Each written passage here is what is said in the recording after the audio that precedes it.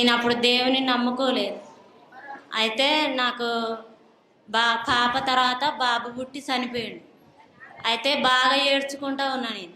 ఉంటే దేవుడు ఆ రోజు నాకు తెలియదు ఏందో.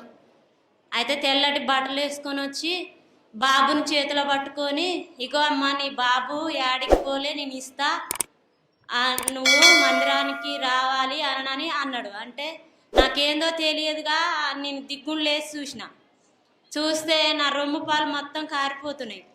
అయితే ఏమో ఏడ్చుకుంటా పండుకున్నా.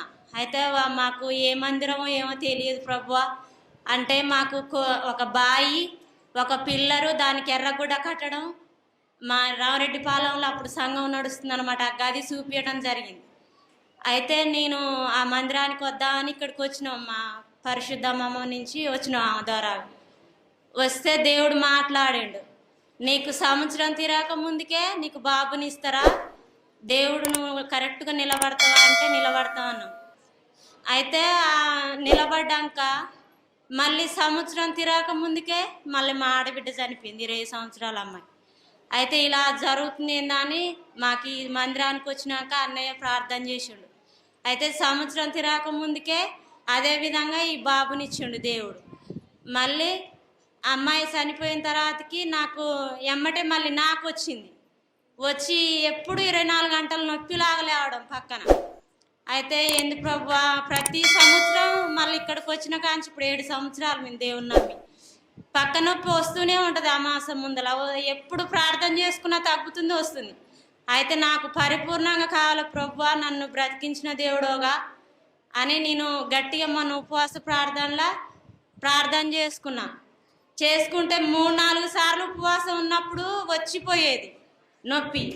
అయితే మళ్ళా మొన్న ఉపవాస ప్రార్థనలా ఇంకా 5-6 రోజులకు తీరిపోద్ది అనగా ఒక కోడిగుడ్డులా నా నోట్ల నుంచి వాంతింగ్ ద్వారా పడిపోవడం నేను చూసిన. అయితే అప్పటి నుంచి దేవుడు మాట్లాడాడు, నేను గొప్ప సాక్ష్యం చెప్తా ప్రభు అని. అప్పటి నుంచి పరిపూర్ణమైన స్వస్థత వచ్చింది నా పిల్లలకు కానీ కుటుంబాలు కానీ. అప్పుడు నా కడుపులో చికాకుని ఏమో కోపం, అసలు కోపపడేది ఏ మాటకైనా కానీ. ఇప్పుడు మంచిగా కోపం ఏమన్నా అసలు కోపం రావట్లే. ఆ కడుపుల నొప్పి అవన్నీ ఇప్పుడు పరిపూర్ణంగా స్వస్థత వచ్చింది. అప్పుడు నాకు మంచిగా ఉంది. సాక్ష్యం దేవుడి గురించి. ఇంకో సాక్ష్యం ఏంటంటే, నేను వచ్చినాక మా అక్క కొడుకులు 2 ఉన్నారు. అయితే బాగా తాగేవాళ్ళు, తిరిగేవాళ్ళు. అయితే నేను అనగా, అక్క నాకు ఇక్కడ పోతే మంచి జరిగింది, మా అన్నయ్య మంచిగా చెప్తాడు, నువ్వు ఒకసారి రా, నీ 2 కొడుకులు మంచిగా అవుతారని చెప్పిన. చెప్తే నేను రానులేరా, చాలా మందిరాలు తిరిగినా, చాలా దేవుళ్ళ కాడ తిరిగినా, మా బాబులు 2 కూడా తాగుబోతులు తిరుగుబోతులు అంటుర్రు, ఎవ్వరు కూడా పిల్లనివ్వట్లేరు అని బాధపడి ఏడిస్తే, నువ్వు ఎట్లయినా రా అక్క అని నేను అక్కడ మిరపకాయ కూళ్ళకు పోస్టర్లు అవన్నీ తీసుకుపోయి అతికించి చెప్పిన వాళ్ళకి. చెప్తే వాళ్ళు ఒక్కసారి రాని బతిలాడ తీసుకొస్తే వచ్చింది. వచ్చి ఈ బాక్స్ కొనుక్కొని ప్రార్థన చేయించుకుంది అన్నయ్యతో. చేయించుకుంటే అన్నయ్య అన్నాడుగా, నీకు 3 నెలలల్లో ఈ బాబు పెళ్ళి అవుతుందిరా, ఏం కాదు, మీరు కరెక్ట్గా మందిరానికి నడవని చెప్పు అని అన్నాడు. అంటే సర్లే అని తీసుకొని పోయినాక 3 నెలలకు పెళ్ళి అయిద్దా అన్నాడు అన్నయ్య. అయితే అదే 3 నెలలలో ఎవ్వరు కూడా నీకు పిల్లనివ్వర్రా, తాగుబోతురా అని చాలామంది అవతాలు చేసారు. అయితే వాళ్ళే ఒక ఇంటి అమ్మాయిలు, 2 అమ్మాయిలు కూడా 2 బాబులు మేమే చేసుకుంటామని వాళ్ళిద్దరు వచ్చి ఒక్క బాక్స్ ద్వారాగా వాళ్ళు 2 పెళ్ళిళ్ళు అయిపోయినాయి. చాలా సంతోషపడ్డది. చెల్లె, మీ అన్నయ్య చాలా గొప్పవాడు, దేవుడు కూడా మీ మందిరాల్లో ఉండి అసలు ఎక్కడ లేడు, నా కొడుకులకు 2కి పెళ్ళిళ్ళు అయినాయి అని చెప్పింది. ఈ సాక్ష్యం దేవుడి. ఒక ఇంటి 2 మగ పిల్లలకి, ఇంకొక ఇంటి 2 ఆడపిల్లలకి పెళ్ళిళ్ళు కలిసి. మరి దేవుడు ఎక్కడో లేడు, మన మందిరంలో ఉన్నాడు. ఇవే గొప్ప సాక్ష్యాలు. అంటే పెళ్లిళ్ళు కాకపోయినప్పుడు ఆ తల్లి దుఃఖం చూడాలి. అంటే నా కొడుకులకి పెళ్లిళ్ళు కావట్లేదు అని చెప్పేసి ఆవిడ చాలా దుఃఖపడింది.